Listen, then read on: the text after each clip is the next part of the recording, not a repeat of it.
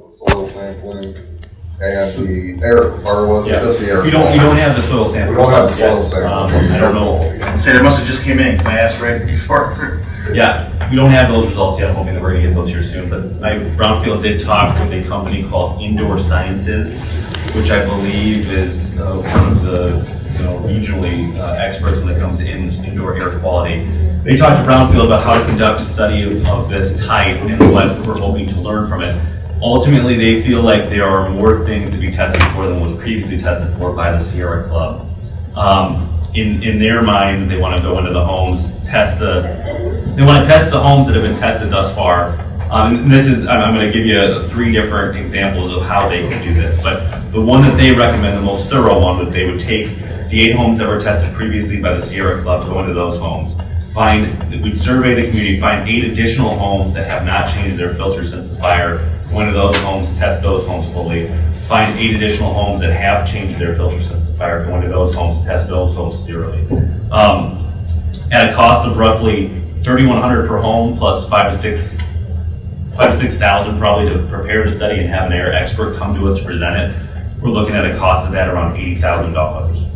Now, if they wanted to, they could also come here and with their test for more material in the 8 homes done previously at a cost of roughly $25,000. Now, I believe we just learned through further communications with them that if they wanted to come into town and test the homes exactly the same way Sierra Club did, they could do that at roughly, I think, $500 a home. 350 to 400, maybe 500 max. Just test one and see what it got. I inquired when I can't,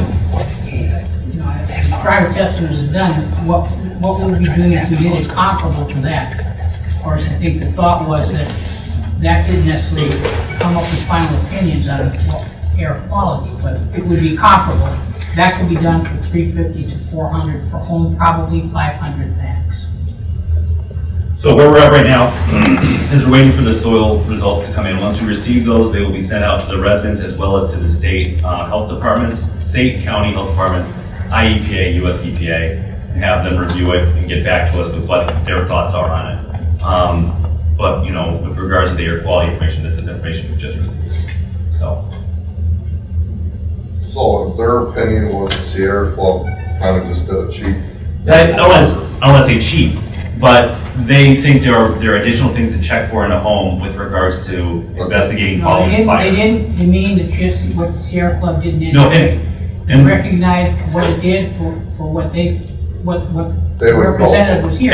They just thought that perhaps more testing and more in-depth testing with more input from the respective residents might provide more meaningful data. Yeah, they not 100% guarantee on that. And this is a result of Sierra Club speaking with Brownfield and obviously this Indoor Sciences look at the material Sierra Club has provided thus far. You can also reach out to the Public Aid Department, or Public Health Department and EPA to see what they would feel if any additional testing would be helpful in those areas to get their input for the council to make a final decision on what additional testing, if any, to do in addition to the soil testing that's coming in. Hey, Brent. There were filters that were sent out, because I had mine sent out too, and it was like $60 a filter. And they expect that to be back the end of next week, so maybe that would be more information that could be added to the pool of information. Certainly, any additional information, Pat, that could be received would be welcome to everyone, so we can have it sent to the proper experts so they can evaluate it to give these residents as much input and help as they can regarding their health and safety. Well, yeah, and not only the residents, but what about, have we tested the silt? I remember that we talked about the top of the water being tested, but heavy metals probably going down into the silt. Has that been? Yeah. Okay. Because that would be a good thing to test to find working on that. We worked with Jordan up to this point to kind of do the soil testing, but now we're at the point where I think this needs to be another council discussion, obviously. So. We have other folks here tonight. Obviously, I want to speak on old business, which is still new business, right? And current business. I just wanted to ask a question. Hey Brent, Yep. did they specify or verbalize like what more they were looking for? Or what, like, is it a metal, is it a chemical, a It's like pH, what more they were looking for? I don't have the exact name of it, but it's specific materials that they look for following fires. Fires. So yeah, And I don't have the. So would that be to exact prove that materials. it didn't come from the fire, like they just appeared in our filters? I think that they're gonna look for everything the Sierra Club's already looked for, as well as additional materials that are generally found. But why following though? fires. I mean, what's the purpose? Following, I'm gonna guess it's. For more. I'm gonna guess it's from following the fire, like basically, Yeah. as a result of the fire, is the indoor air quality changing following the fire? Yeah. Oh, that's why they want pre-filtered.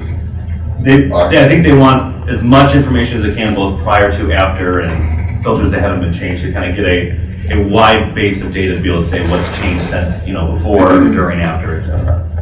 And the entity they had talked to supposedly very reputable in the field and addressing this in other areas, but that could be the reason for the cost. And part of the reason too, for even the Sierra Club's cost may be, but the Brownfield cost may be higher than what it costs Sierra Club, because they want to do something which is appropriate anytime you're dealing with evidence, have a provable chain of custody from who does the test, to keep the sample, so nobody can challenge it. It's harder for them than to challenge the results later on.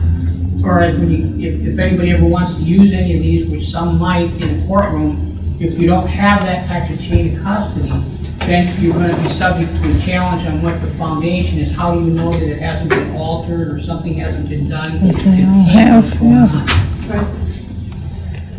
And that's not true only in this type of testing, that's true in the type that people may be most familiar is if you watch TV and you talk about testing for the forensic shows and things like that. They're very careful in their chain of custody. And I think Brownfield felt that they were going to go further on some of this, that might be helpful. Sure. So, I wanted to talk about chapter 94, the LaSalle ordinance, the hazardous materials. I suppose that's old business because it just, Same topic. yeah, it's the same topic. So I was wondering, have we invoiced a court? Okay, so let me ask this. I know that Brent said that he sent this ordinance out to everybody to be read. Were you all familiar with this, and did the council agree that this ordinance is appropriate to invoice Carus? This ordinance has been something that I've known from the outset was there and it's been into consideration. And certainly at the appropriate time, when the council gets ready to put together with it, this will be one of the mechanisms that this council will be using to try and get reimbursed. But not only this, we have, in our research, as has been represented before, we have checked not only locally here, we've checked other local ordinances, we have also checked with what's going on in Chemtron fire, what's going on in Rockton, and I've reached out even to Ohio. So- Let me finish, okay? And to see what's, now, none of those have had litigation that I've found where the city sued them for their reimbursement. That doesn't mean we're not going to. We have seen where the Attorney General filed suit in Ohio, and so did many other private owners. We saw where the Attorney General filed suit in Morris and also in Rockton. The state's attorney also tagged along on that, so the lead counsel on all of them was the Attorney General. But that doesn't mean we're still looking at, and it's not only there, but there's other ordinances in the city that can come into play for that reimbursement. And there are other state statutes too, including some that are referenced in the complaints that we've gotten copies of that have been filed in the other cases. All I can indicate is that, yes, the city is going to explore all of that and get in there and doing our due diligence and getting reimbursed for what we can. So, am I understanding you to say that in almost every case, like in the other cities' cases, all of the offending, let's call them, companies have all refused to pay up, pony up? I have no idea what they've done. All I can tell you is what cases have been filed and what haven't been filed, okay? I can tell you that when I conferred with the village attorney in Rockton and the one in Morris, I didn't get any indication that they had filed a lawsuit. I didn't get a final answer from them. I don't recall what I specifically asked, because it was early on when I was. Did you specifically ask if they got reimbursed for their expenses? Not early on, I didn't check it. But no, Pat, you're right, I mean, that's a good tool in our toolbox in case, you know, just like everybody else right now is being patient and trying to get their insurance claims and that group's going around, you know, we'll be in the same boat, we're citywide, if we don't get reimbursed for, you know, obviously I'd like to guess, I think we agreed for all this testing we're doing, obviously for our equipment that was affected and lost, you know, but I think, you know. I would think all the testing that needs to be done now too, because they definitely gonna push for it. misled the city and what. Certainly, that's gonna be part of our focus. Yeah, right. Remember, in Rockton and Morris, they didn't even do any of the testing. Right. Neither to my knowledge, I don't know whether they have yet in Ohio, because when I talked to that attorney early on, I've tried a number of times since, haven't been able to reach him, but I'm sure he's very busy with everything that's going on over there. Oh, yeah, I know you're on it, I just, you know, I just think that it's not fair that, We totally agree. Yeah. That's why we are on it, and we'll do everything that, I'm sure this administration will want to do everything they can to get reimbursed for everything that we can within reason to the extent the council wants to pursue it. right, I mean, I'm sure that we make good money off of Carus selling them water, but, you know, is it worth, is it worth it? It's separate issues. I know, but I mean, is it worth it to, you know, to, I don't know, let them run over us? That's not gonna happen. All right. Again? I have a comment, of course. I'm a strong believer in the word empathy, and I know most of you here are, because a lot of people have reached out to me.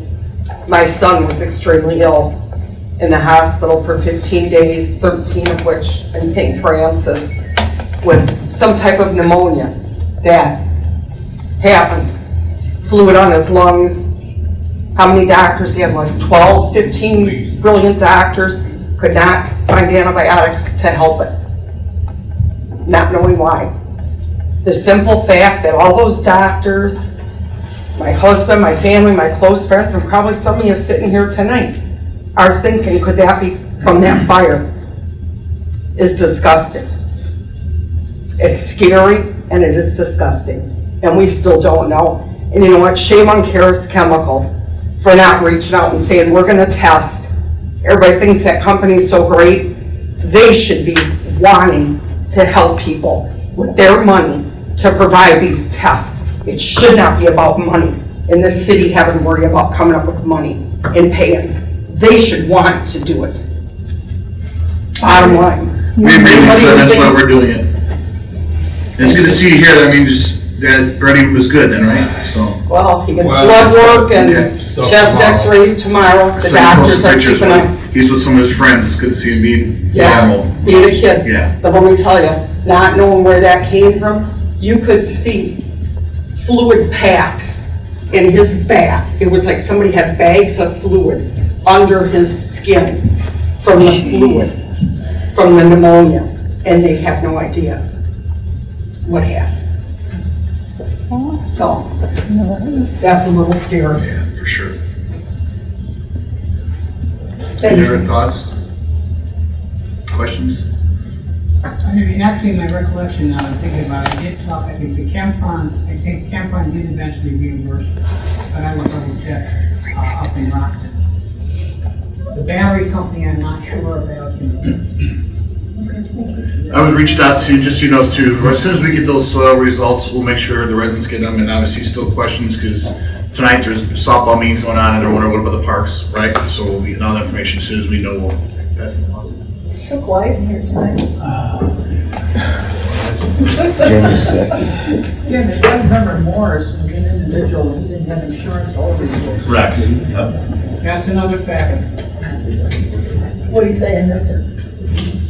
Pardon? What did he say? In Morris, it was one individual who did not have insurance. Oh, The company, they had limited resources, much different situation than Norfolk Southern in Ohio and Campron in Rockton, who did have resources, so Morris is every case is different. Carus. Every case is different. Every exposure is different. But we reach out to the other ones to get as many resources and input as possible to try and do the best we can for people in the South. Any other old business? New business? Discussion and potential action on the following additional ordinances and resolutions. An ordinance authorizing contract with Utility Service Company, Inc. regarding water tower maintenance, Ninth Street tank, and related matters. Next floor, somewhere, it's separated.